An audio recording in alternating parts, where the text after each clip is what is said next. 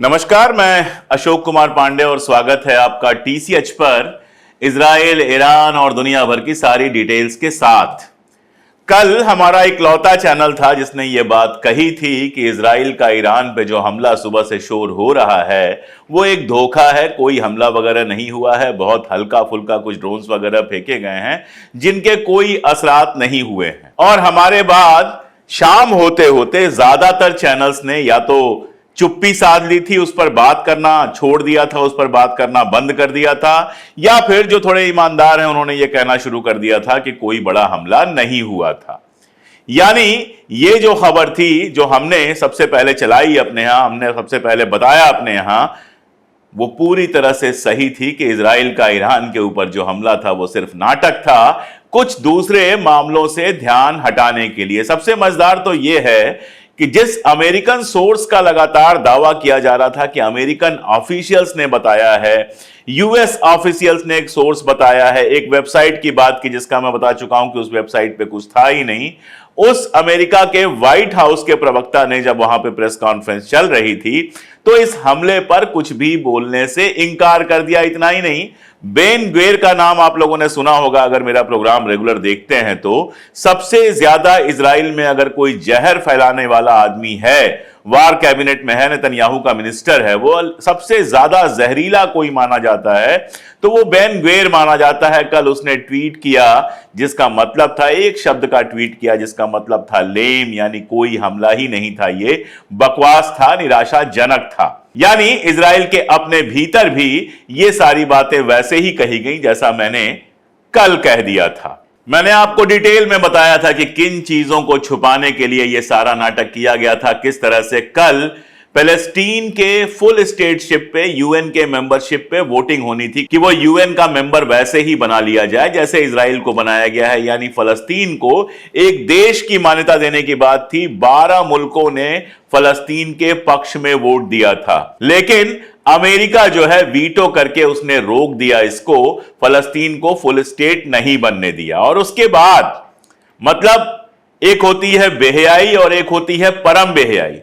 तो परम बेहयाई ये थी कि उसके बाद बयान ये दिया कि हम अब भी 2 स्टेट सोल्यूशन के पक्ष में हैं, हम फलस्तीन की आजादी के पक्ष में हैं, लेकिन जब वोटिंग होगी तब आप वीटो कर दोगे। और सिर्फ इतना ही नहीं, कल की ही खबर है कि इजराइल को $1 बिलियन की मदद करने के लिए अमेरिका में बिल पास होने वाला है, एक बिल पास होने वाला है, बिल पेश हो चुका है, जिसके बाद अमेरिका इजराइल को $1 बिलियन की मदद करेगा।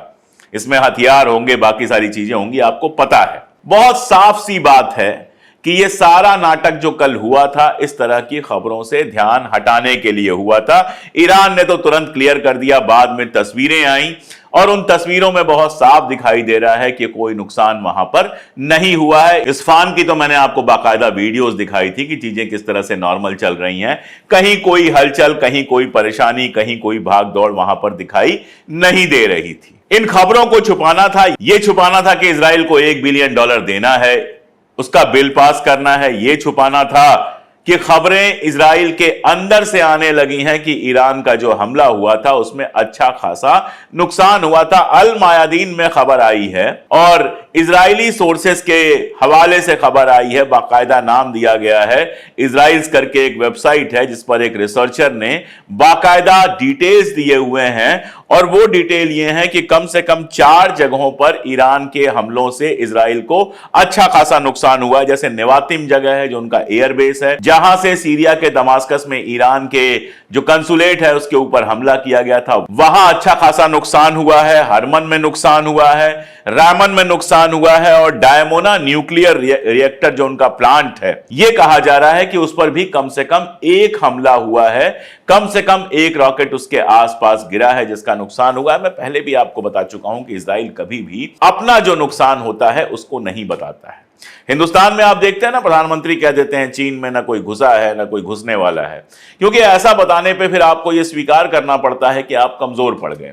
अब इजराइल अगर यह बताए कि कल जो हिजबुल्लाह का हमला हुआ था उसमें 14 लोग मारे गए हैं, तो देश को यह लगेगा कि अरे हिजबुल्लाह जैसा छोटा सा संगठन हमला करता है और हमारे 14 लोगों को मार देता है। इसलिए वो छुपाता है, कहता है कुछ लोग घायल हो गए हैं, थोड़ी बहुत नुकसान हुआ है, ज्यादा कुछ वो बताता नहीं है। जबकि जो वीडियोज आते हैं, जो डिटेल्स आते हैं, वो बताते हैं कि इजराइल को ना केवल नॉर्दर्न बॉर्डर पे नुकसान हो रहा है जहां हिजबुल्लाह हमला कर रहा है, नॉर्दर्न बॉर्डर की तो मैं आपको कहानी ये बताऊं कि आज भी इजराइल के अखबार ये छाप रहे हैं कि वहां लगातार सायरन बज रहे हैं और ये सायरन बता रहे हैं कि वहां ड्रोन मंडरा रहे हैं, ड्रोन से हमला हो रहा है। यानी नॉर्दर्न बॉर्डर जहां से 1 लाख से ज्यादा इजरायली अपने घर छोड़ के भागे हुए हैं, जो खाली पड़ा हुआ है, वहां पर लगातार हमला कर रहा है हिजबुल्लाह। सैनिक भी मारे जा रहे हैं और इनके ठिकानों का भी नुकसान आ रहा है, जिसके वीडियो, जिसके फोटोग्राफ पूरे सोशल मीडिया पे भरे पड़े हुए हैं।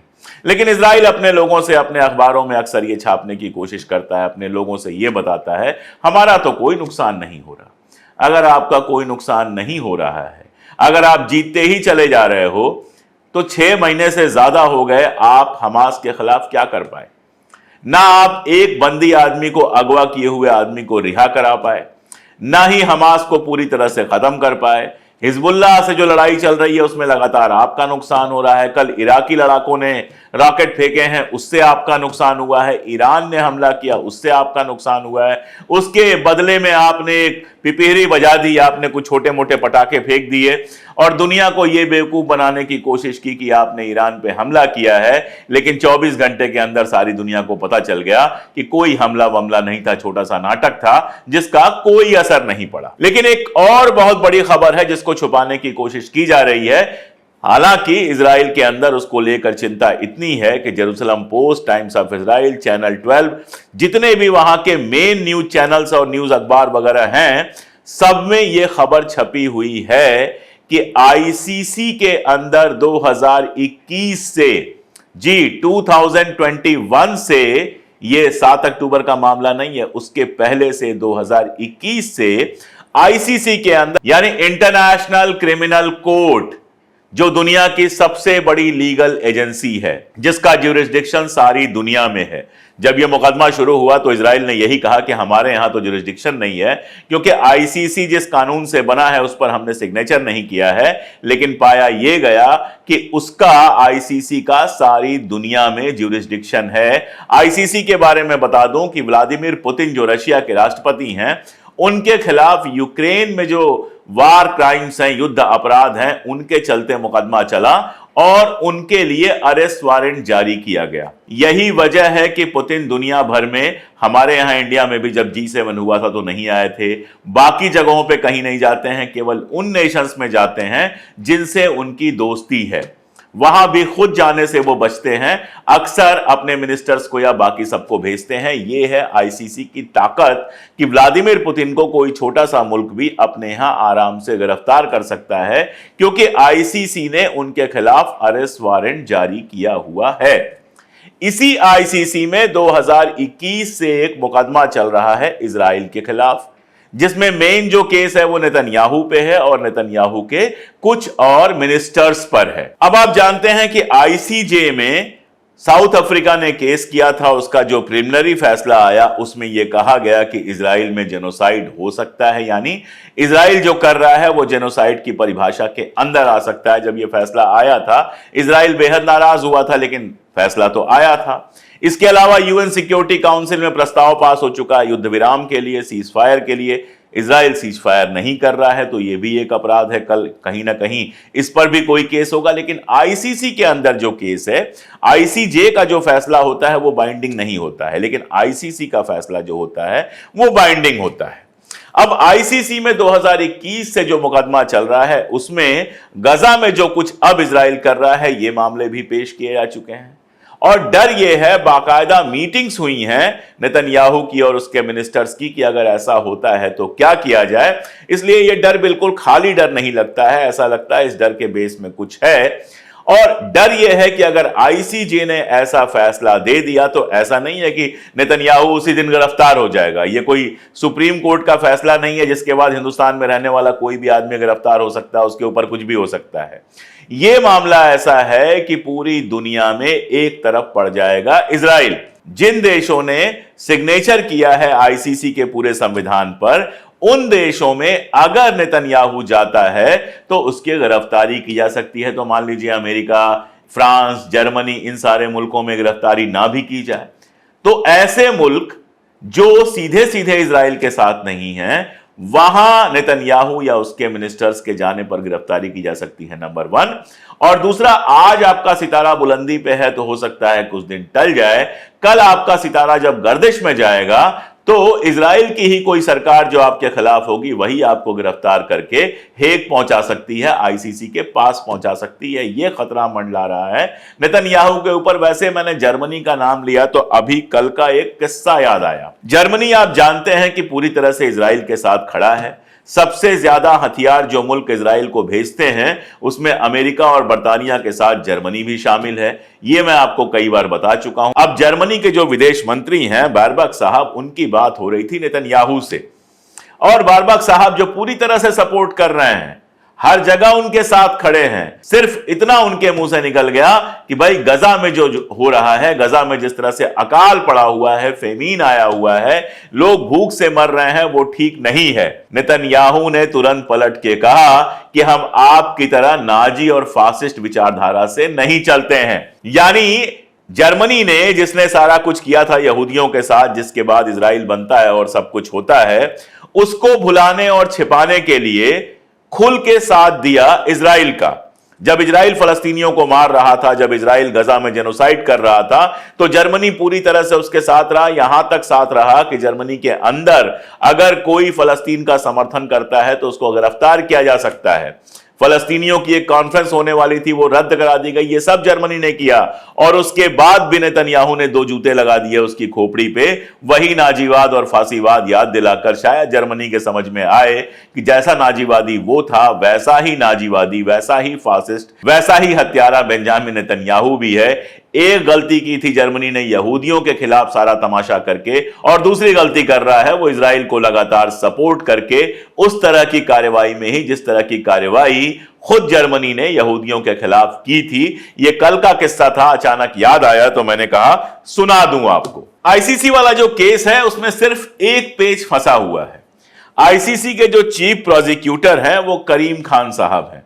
करीम खान जाने माने लॉयर रहे हैं, इंग्लैंड की उनकी पैदाइश है, जाने माने लॉयर रहे हैं, और करीम खान ही जांच कर रहे हैं कि इजराइल ने वार क्राइम किया है कि नहीं किया है। अब करीम खान सुन के आपको लग रहा होगा मुसलमान हैं तो फलस्तीन का साथ देंगे। ऐसे धर्म के आधार पर अगर साथ दिए जाते तो दुनिया जाने क्या होती और जाने कैसी होती, बहुत अच्छी होती भी नहीं। करीम खान साहब ने हर जगह अमेरिका को फेवर किया है। अफगानिस्तान में अमेरिका के वार क्राइम्स की जांच चल रही थी, करीम खान साहब जांच कर रहे थे और वो जांच उन्होंने बंद कर दी। लेकिन यूक्रेन के खिलाफ जांच में चूंकि अमेरिका का साथ था, पूरी ताकत के साथ लग गए। करीम खान का पूरा कैरियर बताता है कि उन्होंने कभी भी अमेरिका के हितों के खिलाफ काम नहीं किया है, हमेशा वही काम किया है जिससे अमेरिका को फायदा हो। बेसिकली करीम खान जो है वो पाकिस्तान के रहने वाले हैं, उनके बाप पाकिस्तान के थे, उसके बाद वो इंग्लैंड चले गए, इंग्लैंड की नागरिकता ले ली और वहीं पर करीम खान की पैदाइश है। अब करीम खान जो जांच कर रहे हैं उनकी हालत यह है कि जब ये लड़ाई गजा में चल रही थी, जब गजा में सारा कुछ चल रहा था, तो इजराइल के ऊपर उंगली उठाने की जगह वो हमास को तमाम सारा ज्ञान लगातार दे रहे थे और वही भाषा बोल रहे थे जो अमेरिका बोलता है, जो फ्रांस बोलता है, जो इजराइल के सहायक मुल्क, इजराइल के सरपरस्त मुल्क जो बोलते हैं, वही भाषा करीम खान बोल रहे थे। इसलिए करीम खान कोई फैसला इस तरह का देंगे, कम से कम मुझे उम्मीद तो नहीं है, लेकिन दुनिया में जब हवा बदलती है तो बहुत सारे लोगों की बातें भी बदल जाती हैं। अगर बदल ही जाए तो अच्छा होगा फलस्तीन के हित में। लेकिन आईसीसी वाले मामले में सारा पेच इसी पर फंसा हुआ है कि करीम खान का अभी तक का कैरेक्टर, अभी तक का उनका जो कैरियर है वो ये बताता है कि करीम खान अमेरिका के खिलाफ जाकर कभी कुछ नहीं करते। तो अब इजराइल के खिलाफ जाकर वो कुछ करेंगे, इसकी उम्मीद कम से कम मुझे तो कम नजर आती है।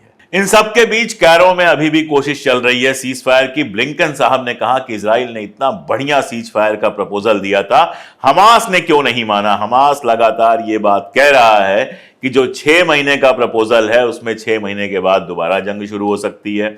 उसमें कहीं ये नहीं लिखा हुआ है कि इस सीज फायर के दौरान, ये जो पीस का पूरा प्रोसेस होगा उसके दौरान इजराइल की सेना गजा से बाहर निकलेगी। यानी इजराइल चाहता क्या है कि गजा के अंदर उसकी सेना रहे, गजा पर पूरा उसका कंट्रोल रहे, सिर्फ जंग रुके और वो बाकी सारा कुछ अपने हिसाब से करता रहे, और 6 महीने की जो जंगबंदी होगी, जो सीज फायर होगा, उसके बाद अगर वो चाहे तो फिर से आक्रमण कर दे। जबकि हमास का यह कहना है कि हम सीज फायर के लिए तैयार हैं, हम अगवा किए हुए लोगों को छोड़ने के लिए भी तैयार है, शर्त इतनी है कि गजा के अंदर से इजराइल की सेना को पूरी तरह से बाहर निकाल दिया जाए। और ब्लिंकन बजाय ये शर्त मानने के या बजाय इस शर्त को समझने के हमास के ऊपर दोष दे रहे हैं। वो चाहते हैं कि जिस हमास को जंग में नहीं हरा पाया है इजराइल, उसको कानून की टेबल पर बैठकर, समझौते की टेबल पर बैठकर हरा दिया जाए।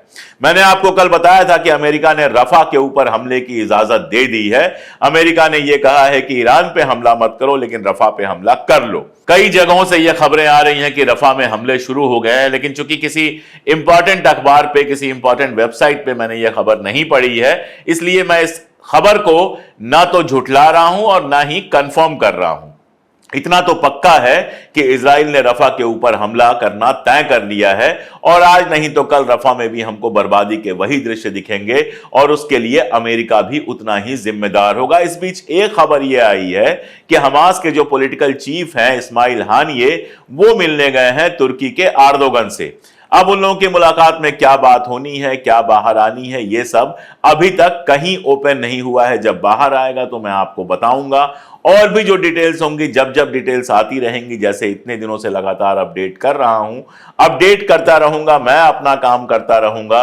दुनिया भर के सोर्सेज और अखबारों से जो मुझे सही लगेगा वो मैं आपके साथ शेयर करता रहूंगा। आप भी अपना काम करते रहिए, जुड़े रहिए हमसे, ताकत दीजिए, वीडियोस को दूर तक पहुंचाइए। अगर पॉसिबल हो तो 3 रुपए रोज से भी कम पे हमारी मेंबरशिप लीजिए। अगर हमें सीधे मदद करना चाहते हो तो सुपर थैंक्स दे सकते हैं। हमारा पिन कमेंट देखिए, उसमें सीधे हमारी मदद करने के लिए लिंक्स दिए हुए हैं। आप हमसे जुड़ेंगे, आप हमसे ताकत देंगे, तभी हम लगातार सत्ता और कैमरे की आंख में आंख मिलाकर सच कह सकेंगे। आज के लिए इतना ही, बहुत शुक्रिया।